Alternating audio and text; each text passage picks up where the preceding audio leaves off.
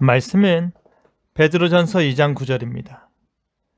그러나 너희는 택하신 족속이요 왕같은 제사장들이요 거룩한 나라요 그의 소유가 된 백성이니 이는 너희를 어두운 데서 불러내어 그의 기이한 빛에 들어가게 하신 이에 아름다운 덕을 선포하게 하려 하심이라.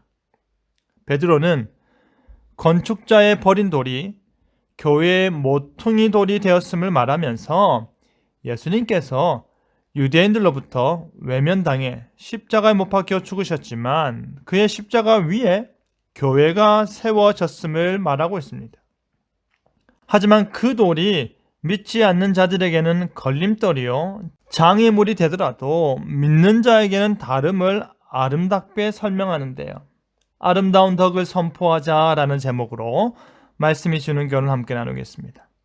베드로는 믿지 않는 자와 믿는 자를 비교하여 말하고 있습니다. 믿지 않는 자에게 그리스도의 십자가 복음은 그들의 삶의 장애물이 됩니다. 그들이 걷는 길에 있어서 걸림돌이 됩니다.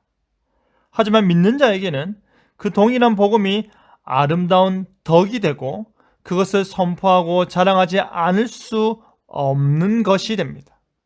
그렇다면 어떻게 믿는 자에게는 이 복음이 믿지 않는 자와 완전히 다른 가치와 입장을 가질 수 있습니까? 그것은 바로 믿는 자의 신분이 변했기 때문입니다. 믿는 우리는 어떠한 자입니까? 하나님의 택하신 족속입니다.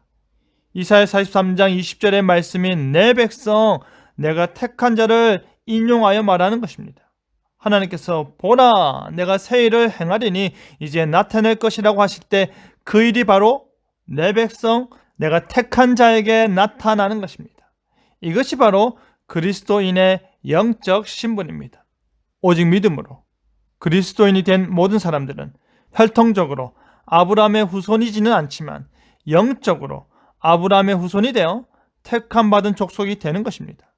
유대인만이 아니라 모든 이방인들도 그리스도와의 연합을 통해 영적 이스라엘, 아브라함의 자손, 택하신 족속이 되는 것입니다. 그리고 믿는 자는 왕같은 제사장들이 됩니다. 그리스도께서 유일한 중보자로서 왕과 선지자와 제사장의 직분을 동시에 완벽하게 이행하신 것처럼 우리가 그와 연합함으로 인해 그리스도와 함께 왕으로 온 세상을 통치하고 그리스도와 함께 제사장으로서 하나님을 섬기며 하나님을 참되게 예배하는 자가 되는 것입니다. 그리스도께서 왕임과 동시에 제사장이듯이 우리 역시도 하나님 앞에서 왕임과 동시에 제사장이 되는 것입니다. 그리고 믿는 자는 거룩한 나라입니다. 그리스도인이 된다는 것은 하나님께서 통치하시는 그의 나라 백성이 되는 것입니다.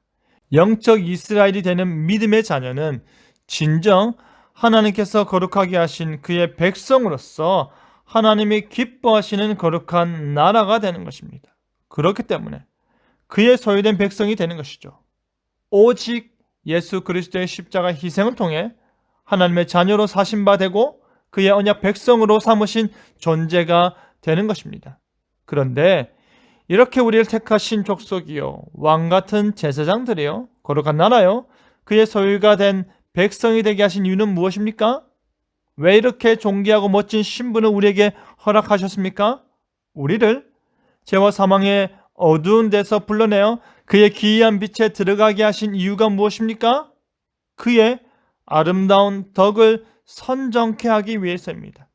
우리를 구원하신 하나님의 은혜를 자랑케 하기 위해서입니다. 하나님께서 우리를 선택하신 그 은혜를 자랑하는 것입니다. 나는 택함 받았다라는 것이죠.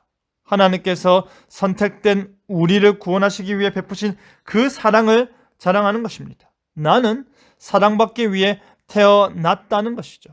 우리는 우리를 그의 택한 족속이요 왕같은 제사장이요 거룩한 나라요 소유된 백성이 되게 하기 위해 행하신 하나님의 모든 일을 찬양하는 것입니다.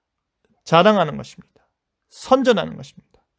사랑하는 성도 여러분, 우리가 바로 이 변화된 신분의 주인공입니다. 우리가 바로 이 놀라운 은혜를 먼저 받아 누리는 자들입니다. 그렇다면 우리는 그 아름다운 덕을 선전하는 존재가 되어야 함을 잊지 마시기 바랍니다. 그 아름다운 덕을 자랑하고 부럽게 만드는 존재로서 사시길 바랍니다. 그리하여 하나님께서 나를 구원하기 위해서 행하신 모든 아름다운 일들을 자랑하고 찬양하는 일에 힘을 내는 저와 여러분 되기를 간절히 바랍니다. 아멘.